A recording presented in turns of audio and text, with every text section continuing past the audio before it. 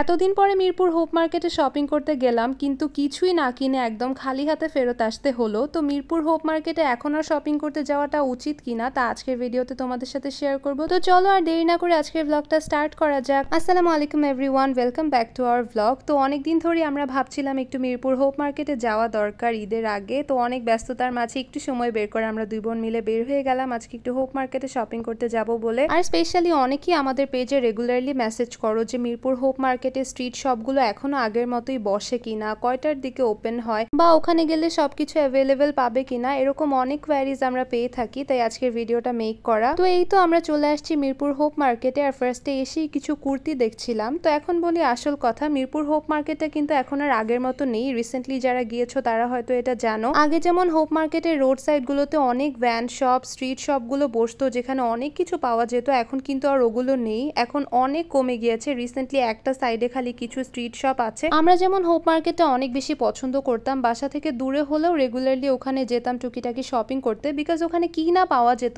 অনেক কিছু একসাথে কেনা হয়ে যেত আমাদের। বাট এখন আমি বলবো যে দূর থেকে যারা মিরপুর হোপ মার্কেটে আসার জন্য প্ল্যানিং করছো তারা এখানে ভুলেও এসো না, বিকজ এখন এই কুর্তি মার্কেটটা আর জুতার সবগুলো বাদে আমার কাছে মনে হয় না আর ভালো কিছু অ্যাভেলেবেল আছে। আমি তো রিসেন্টলি গিয়ে একদম হতাশ হয়ে গিয়েছিলাম। তো যাই হোক, প্রথমে কুর্তি মার্কেটে এসে কিছু টপস দেখছিলাম। এই মার্কেটটা কিন্তু এখনো আগের মতোই আছে। এখানে দেখলাম অনেক নতুন স্টাইলের টপস পাওয়া যাচ্ছে, তো আমরা অনেকগুলোই দেখলাম। বাট এখন যেহেতু ঈদের টাইম চলছে, তারা রেগুলার প্রাইসের থেকে এখন প্রাইসটা অনেক হাই চাচ্ছে। যেমন রেগুলার টাইমে গেলে আমরা 550 থেকে 600 টাকার মধ্যে টপস গুলো কিনে থাকি, আজকে তারা এগুলোর প্রাইস চাচ্ছিল 700, 800, 900 টাকা করে। তো যাই হোক, আজকে যদিও আমরা টপস কেনার প্ল্যান করে আসি নাই, আজকে বেসিক্যালি আমরা এসেছিলাম বাসায় পরা কিছু স্টাফ কেনার জন্য, যেমন বাসায় পরা টি শার্ট, ট্রাউজার, প্যান্টস, এগুলোর অনেক দরকার ছিল আমাদের। বাট এখানে এসে তো ওরকম কিছুই পেলাম না। তো তারপর আমরা চলে আসছিলাম প্যান্টের দোকানগুলোতে। এখানে জাস্ট দেখো যে এখন মাত্র 2-3টা প্যান্টের দোকান আছে, আগে কিন্তু এখানে সারি করে একদম 10-12টা প্যান্টের দোকান ছিল। তো এখানে এসে আমি কয়েকটা প্যান্ট দেখলাম, বাট বলতে গেলে আমার একটা প্যান্টও পছন্দ হচ্ছিল না। যেমন এই প্যান্টটা আমার কাছে উপর থেকে ভালো লাগছিল, বাট নিচে নামানোর পর দেখলাম যে এটার লেন্থ অনেক বেশি হয়ে যায়। এটার শেপটা যেহেতু ফ্লেয়ার প্যান্ট স্টাইলের ছিল, নিচে দিয়ে কাটাতে গেলে এটার শেপটাই নষ্ট হয়ে যেত, তাই আর নেওয়া হয়নি। তো মিরপুর হোপ মার্কেটে আগে কিন্তু 2 সারি করে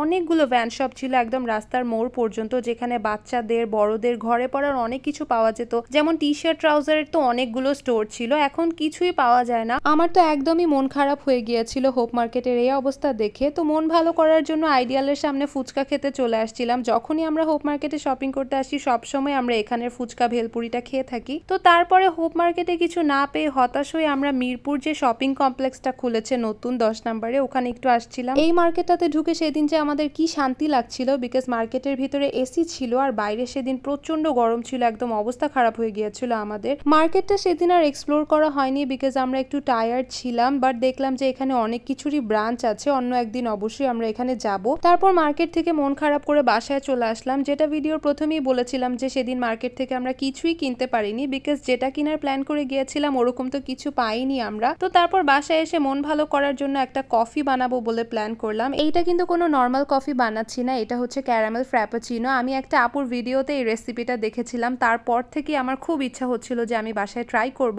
তো ক্যারামেল ফ্র্যাপুচিনো বানানোর জন্য ফার্স্টেই তোমরা দেখলে যে আমি ক্যারামেল করে নিয়েছিলাম। ক্যারামেলটা বেশি করা লাগবে না, তারপরে ওখানে বাটার দিয়ে, ক্রিম দিয়ে একটা সসের মতো বানিয়েছি, যেটা হচ্ছে ক্যারামেল সস। এই ক্যারামেল সসটাই হচ্ছে আজকে আমার কফির মেইন ইনগ্রিডিয়েন্ট। তারপরে দেখলেই যে আমরা কফি বানাতে বানাতেই মাঝখানে হঠাৎ করে কারেন্ট চলে গেল। তো চিন্তা করলাম অন্ধকারের মধ্যেই আজকে বাকি প্রসেসটা করে ফেলি। তো সামাইরা, মালিহা, আমি তিনজনেই কাজে লেগে পড়লাম, যেহেতু সন্ধ্যায় নাস্তা খাবো আমরা। এর পাশাপাশি মালিহা হচ্ছে পাকোড়াও বানাচ্ছিল। সন্ধ্যায় কিন্তু 1 কাপ চা বা কফির সাথে পাকোড়া খেতে অনেক বেশি মজা লাগে, আমরা মাঝের মধ্যে বাসায় বানিয়ে খাই। তো এই কফিটা বানানোর জন্য আমরা ক্যারামেল সস, ডালগোনা কফি আর হুইপড ক্রিম বানিয়ে নিয়েছি। এখন একটা ব্লেন্ডারের মধ্যে 1/2 লিটার দুধ দিয়ে দিলাম। এই 1/2 লিটার দুধের মধ্যে এখন যে আগে ডালগোনা কফিটা বানিয়েছিলাম ওইটা দিয়ে দিব পুরাটা। এই ডালগোনা কফিটা বানানো কিন্তু অনেক ইজি। অনেকগুলা কফি নিয়ে ওইটার মধ্যে চিনি আর গরম পানি দিয়ে অনেকক্ষণ বিট করলেই ডালগোনা কফি হয়ে যাবে। তো আমি এই ব্লেন্ডারটার মধ্যে হাফ করে সবকিছু দিচ্ছি, বিকজ ব্লেন্ডারে যদি সবকিছু একসাথে দিয়ে দিই তাহলে না বার্স্ট হয়ে যায়। আমি এরকম ভুল আগেও করেছিলাম, একদম সব নষ্ট হয়ে গিয়েছিল। ব্লেন্ডারে একটু বেশি পরিমাণে আইস দিয়ে ভালো করে ব্লেন্ড করে নেওয়ার পর এখন হচ্ছে আমি সার্ভ করে নিব। তো সার্ভ করার আগে আমি গ্লাসের মধ্যে যে ক্যারামেল সসটা বানিয়েছিলাম ওইটা লাগিয়ে নিচ্ছি।